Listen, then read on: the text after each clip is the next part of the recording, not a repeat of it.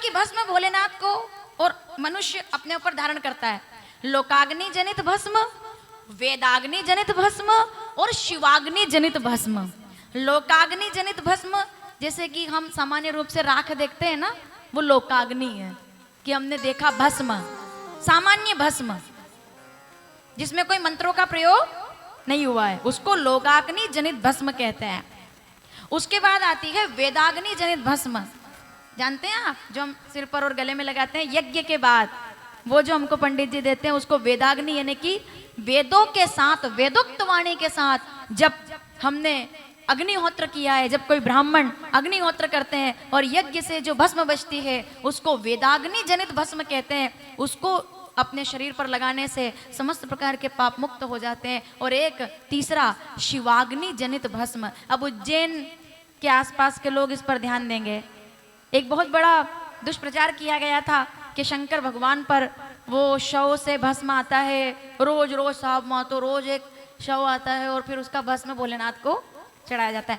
कालांतर में कभी हुआ होगा उसका अपने को खबर नहीं है, पुरानी बात रही होगी, ठीक है। लेकिन अब बाबा महाकाल के मंदिर में जो भस्मारती होती है ना, वो भस्म शिवाग्नि जनित भस्म होती है। और शिवाग्नि जनित भस्म कैसे तैयार की जाती है, अब मैं जितना समझ पाई हूं आप भी समझेंगे। कपिला गाय के गोबर को धरती पर गिरे बिना, महाराज जी इतना मतलब शिवाग्नि का महत्व है। कपिला गाय का गोबर धरती पर ना गिरे, तांबे के पात्र में झेला जाए, उसको धरती का स्पर्श नहीं होता है, शिवाग्नि जनित भस्म है ये। अद्भुत। पहले के लोग तो सामान्य तरह से मिल जाते थे क्योंकि पहले गाय भी होती थी और बाकी सब चीजें। आजकल तो फोटो में ही पूजा कर लेते हैं गाय माता की भी, उसमें ही खुश हो लेते हैं कि चित्र लगा देते हैं। अच्छा, घर में गाय का चित्र लगाकर उसमें 33 कोटि देवता देखकर हम कितने खुश हैं। लेकिन हमने ये नहीं सोचा कि जहाँ ट्रैक्टर खुद अपने रूप में रखा हुआ है और गाय माता फोटो में रखी हुई है, ये कितनी हैरानी की बात है। जहाँ गाय माता को होना चाहिए आंगन में, गौ सेवा महासेवा। कपिला गाय का गोबर ताम्र पात्र में, यानी कि तांबे के पात्र में झेला जाता है, ठीक है। यानी कि उसको धरती और धूल का स्पर्श नहीं हुआ, उसको हाथ नहीं लगाया जाता।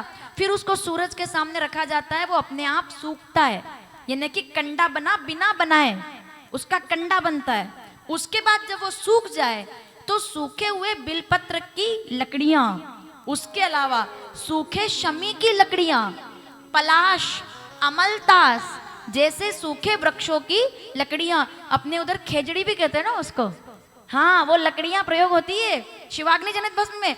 इन सब लकड़ियों को, वो जो हमने अभी कंडा देखा है जो कपिला गाय से तैयार हुआ है गोबर से, उस कंडे को इन सब लकड़ियों के साथ संविधा बना करके और घास जैसे जो होती है, घास के ऊपर उसको भस्म बनाई जाती है, यानी कि कपूर की सहायता से फिर उसको प्रज्वलित किया जाता है, फिर वो तैयार की जाती है भस्म। इतना ही नहीं, फिर उसको साफ कपड़े से छाना जाता है और उसके बाद मिट्टी के कोरे बर्तन में रख करके सबसे पहले शंकर जी को अर्पित किया जाता है और उसके बाद मस्तक से लेकर के भुजाओं तक, यानी कि कमर के ऊपर तक उस भस्म को धारण किया जाता है। शिवाग्नि जनित भस्म अगर किसी को मिल जाए तो वो परम सौभाग्यशाली हो जाता है।